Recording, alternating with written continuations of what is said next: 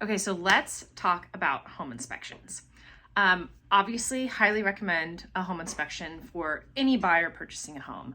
But sometimes when I'm showing houses or out in the public, I hear the misconception of like, oh, well, the seller will have to take care of this XYZ wood rot on a deck maybe, because it won't pass inspection.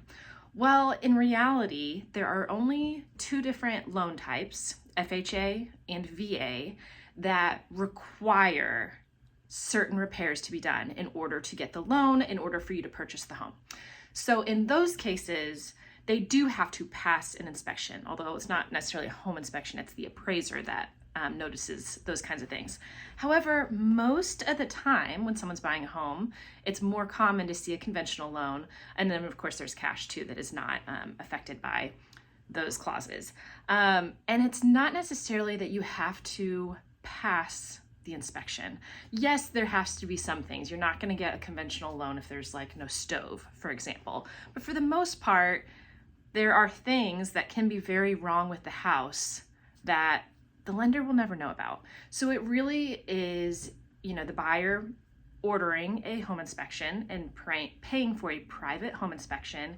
And it really comes down to negotiating. There's going to be issues on every home.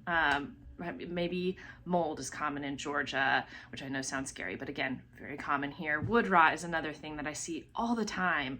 Decks that are not built to current code, electrical issues, plumbing issues, roofs are huge right now. So there's a lot of issues that can come up, and it's not necessarily that the seller has to fix it all. They absolutely can sell the house as it is most of the time.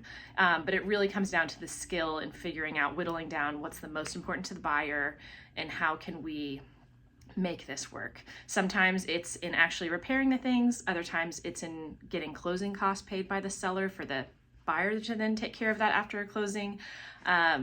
Or you could reduce the purchase price, although that doesn't really get you that far. Anyway, but it's not as simple as oh, well, it didn't pass, so you have to fix it. And again, I'm talking for resales. New construction is actually kind of wonderful because you get the home inspection and then you give them the whole report and they do take care of it all almost all the time.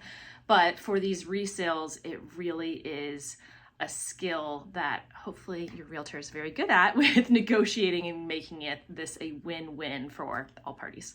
If you ever have questions or if you're thinking about selling and wondering what issues might come up with your house, I'd love to give you my thoughts.